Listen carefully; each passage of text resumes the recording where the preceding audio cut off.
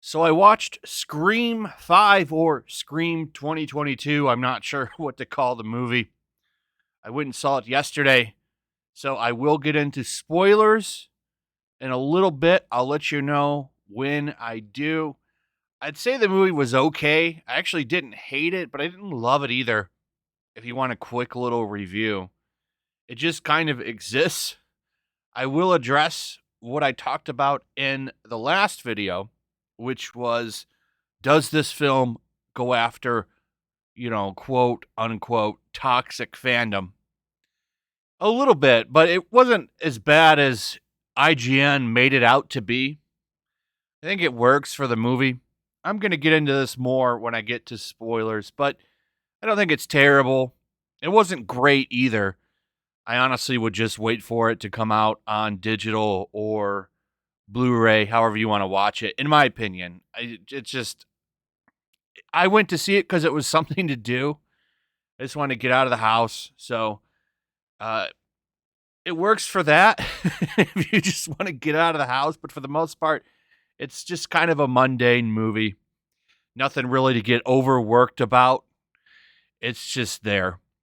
Will it beat Spider-Man, though? That's kind of the real question. Spider-Man has just been dominating for weeks. Will it finally take down the wall crawler? My guess would be probably not. But at this point, it won't take much because Spider-Man, I think, is only making like 30, 40 million a weekend. This movie can make that. We'll see. We will see. Box Office Mojo didn't really give a projection, but Box Office Pro does. And apparently, Paramount is only expecting $20 million range. That's really pathetic if that's the case. And this movie is exclusively in theaters for a little while. So there's really no excuses if it fails, other than it may be because it's R-rated. But, I mean, that didn't stop Joker from making money. I guess this is Scream. It's a little bit different, but it's really going to depend on word of mouth. Don't forget, January is kind of the month where movies die. I'm surprised that they're going to let this movie die, though. It seems like, it has everything it needs to be successful. We'll see. But $20 million is pathetic. I would think that, we would be raising our expectations after Spider-Man. But anyway, let's get into spoilers a little bit here. I want to talk about the killers. So if you're not interested in spoilers, now is the time to check out of the video, because I will now ruin the movie for most people. So the thing about the fandom, basically, all right, so how the killers in this movie became the horror killers that they are is that they were radicalized by YouTubers. They were radicalized by YouTubers. They wanted to create the perfect movie because after Scream or Stab, because in the Scream movies are kind of meta because they have Stab movies, because movies were made on each like movie. It's hard to explain if you've never seen them. And this movie is meta as well. Nowhere near as crazy off the rails as Matrix Resurrections was. But basically, the killers were very upset with the way that the Stab movies were being made after the third one or something. I don't really give an exact number, but the first one was the best. And they want to make one that was as good as the first one. And the reason they did that is because they are toxic fans and they were radicalized by watching. I'm telling you, I think channels like mine and, other channels that are similar, it's done, but it's not like, I didn't think it was that bad, to be honest. The movie itself isn't horrible, but it's not great.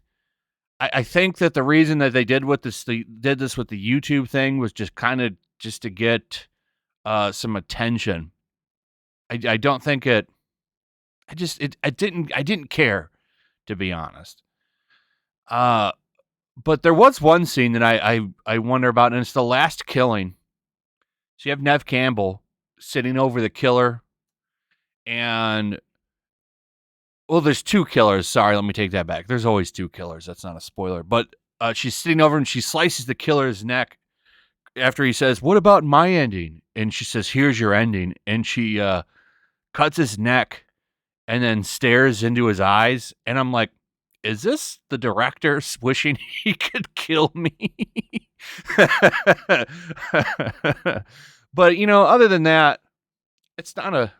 I've seen worse movies and I've seen better movies. Honestly, this movie doesn't need to exist, but it's not really. It's not really that bad compared to a lot of the shit that I've watched over the past 4 years. This movie is a little bit better. Not really a lot of woke stuff in it. It's just the using the toxic fan stuff that I think really goes anywhere like that. But for the most part, it's an okay movie. You could go see something worse, to be honest. Or there's much worse out there than this movie. Audiences seem to like it so far. We got 250 plus verified ratings. It's sitting at 90%.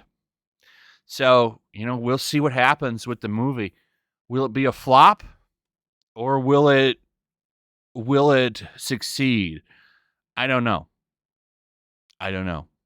Paramount's only expecting 20 million.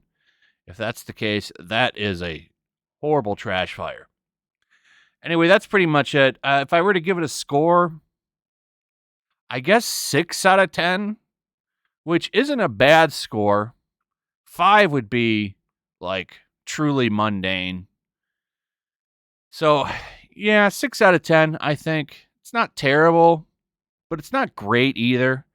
It's just like, I guess if you were cleaning your house and you wanted to put something on while you're cleaning, like you couldn't go wrong with Scream 2022. Be a good background movie. Anyway, that's pretty much it. Let me know what you guys think. Also, if you would, please like, subscribe, share the video. Make sure you're still subscribed. Hit that notification bell and all that good stuff. If you've seen the movie, comment, what did you think about it? I'd like to hear from you. Also, if you would, share the video, all that good stuff. Anyway, thanks for watching. Peace.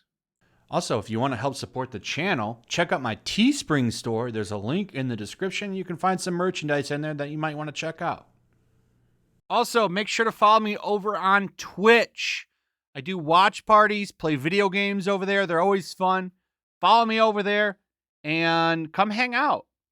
Also, make sure you subscribe to YellowFlash, my other channel. There's a link to that in the description as well. I do a lot of live streams over there that I don't do on this channel.